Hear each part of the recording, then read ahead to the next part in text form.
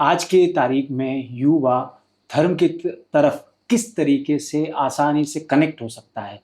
खूब कि खूब साधन हो गए हैं। अब तो नए नए आधुनिक साधन टेक्नोलॉजी का उपयोग युवा पीढ़ी कर रही है, लेकिन उसमें ये विचार करना है, तीर्थों में यहाँ वहाँ घूमने जाते हैं, इससे अच्छा है अपने तीर्थों का दर्शन करें, अपने माता पिता से कुल देवी कुल देवता को समझें और वहाँ जाएं। जिनकी अंबाजी देवी हैं, द्वारकाधीश देवता हैं, सोमनाथ जिनके देवता हैं, पशुपतिनाथ जिनके देवता हैं, महाकाल जिनके देवता हैं, वहाँ जाएं, दर्शन करें, अपने नेत्रों को सफल करें, अपने जीवन को धन्य करें।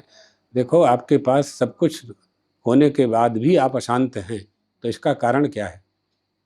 ऐसे अभी आपने उदाहरण दिया दो बच्चों का, उनके पास सब कुछ है, अब उनके पास रोटी कपड़ा मकान हो गया। सब कुछ का मतलब रोटी कपड़ा मकान, हाँ, इसमें सब आ गया। हाँ, जब वो है हम्म, तो उसके बाद अशांति क्यों है? अब तो इसका मतलब कुछ बाकी है। हाँ, वो क्या है? वो क्या है? वो आध्यात्मिक शक्ति। वो कहाँ से प्राप्त होगी? वो पड़ोसी नहीं देगा, वो दुकानदार नहीं देगा, वो बाजार में नहीं मिलेगी, वो माल में नहीं मिलेगी, वो कोई नेता नहीं देगा तुमको, कोई मंत्री प्रधानमंत्री नहीं देगा। वो हमें खुद ही प्राप्त करना है। उसका नाम शांति है। घर में सुख और शांति वो आध्यात्मिक शक्ति के बिना प्राप्त नहीं होती है, कोई माने और चाहे ना माने। जितने भी लोग ये बात करते हैं धर्मनिरपेक्ष की, और जो ये कहते हैं कि हम धर्म को नहीं मानते, उनकी सबकी पत्नियां मंदिरों में जाकर के पूजा करती हैं और वो मंचों से कहते हैं कि हम किसी धर्म को नहीं मानते, भगवान नाम की कोई चीज़ नहीं है, हम तो मनुष्यों की सेवा को ही भगवान मानते हैं। अगर ये बुद्धि बन जाए कि हम भगवान की सेवा कर रहे हैं तो बहुत अच्छी बात है, लेकिन ये बुद्धि नहीं बनती। ये बुद्धि तो आपकी वोट के लिए है। उनकी जो सेवा कर रहे हो आप, वो मत प्राप्ति के लिए कर रहे हो, भगवान मान करके नहीं कर रहे हो। यदि भगवान मान करके कर रहे हो तो आप तो भगवान ही हो गए, खुद स्वयं ही भगवान के दर की श्रेणी में चले गए आप, हमारी दृष्टि से, शास्त्र की दृष्टि से, वेदों की दृष्टि से। इसलिए ये सब ठगने के बहाने हैं इन लोगों के।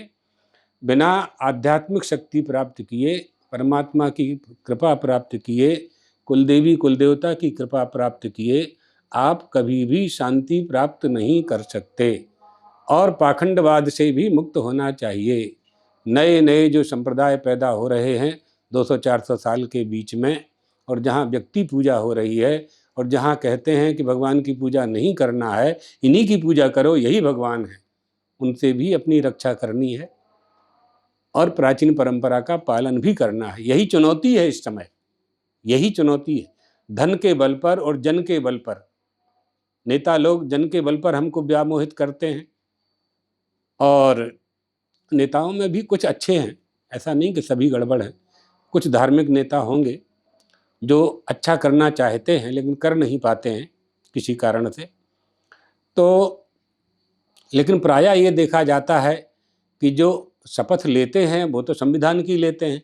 जब संविधान की शपथ आप लेंगे तो संविधान तो धर्मनिरपेक्ष है, तो फिर आप हिंदू धर्म का पालन कैसे करेंगे? सनातन धर्म की रक्षा कैसे करेंगे? दूसरी बात, सरकार के प्रति हमारा ये कहना है कि जब संविधान का निर्माण हुआ तो हमारे जितने भी धर्म स्थल हैं, देश के लाखों धर्म स्थल हैं हिंदुओं के, वो सरकारों के अधीन हैं। क्या किसी मस्जिद में सरकार का अधिकार है? नहीं, किसी गिरजाघर में है? नहीं, अच्छी बात है, नहीं है, अच्छी बात है। किसी गुरुद्वारा में है? नहीं, नहीं है, कर भी नहीं सकते। केवल हिंदुओं के मंदिर सरकार के अधीन हैं। क्यों? तो यही तो आप लोगों को पूछना है, यही तो आपका चैनल है, आपके चैनल को यही तो प्रश्न करना है। जब आप हमारा ये दिखाएंगे तो यही क्वेश्चन तो आपको करना है, इसलिए हम मसाला आपको दे रहे हैं कि क्यों नहीं, ऐसा क्यों है। तो अच्छा, फिर जब आप धर्मनिरपेक्ष हैं तो धार्मिक स्थानों में आने वाली जो धनराशि है उसका उपयोग आप नहीं कर सकते। हम लोगों का कहना यह है कि धार्मिक स्थलों का धन का जो उपयोग है वो उसी क्षेत्र में, जिस क्षेत्र में मंदिर है उसी क्षेत्र की गौशाला, पाठशाला, यज्ञशाला, औषधालय, अनुसंधान केंद्र, प्राचीन परंपराओं के रिसर्च केंद्र, इन सब में खर्च होना चाहिए। कोई भी प्रदेश की सरकार या भारत की सरकार एक भी रुपया उसमें से खर्च नहीं कर सकती, नहीं करना चाहिए, यही तो मांग है। फिर 4 लाख मंदिर हैं हमारे देश में, 1 लाख मंदिर सरकार के अधीन हैं, 3 लाख मंदिरों में पूजा ही नहीं होती। जब आप बड़े मंदिरों का धन ले लेते हैं तो छोटे मंदिरों की तरफ, छोटे मंदिर भी आपको लेना चाहिए, फिर वहाँ पुजारी की व्यवस्था करना चाहिए, वहाँ पुजारी को आपको दक्षिणा देनी चाहिए, पूजा की सामग्री देना चाहिए, उनके लिए आरती का भोग का पैसा देना चाहिए। तो ऐसा तो नहीं चलेगा ये भेदभाव।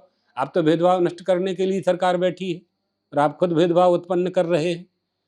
तो आप कहते हैं जाति पाति नष्ट कर दो, और जाति के आधार पर ही सब कुछ हो रहा है।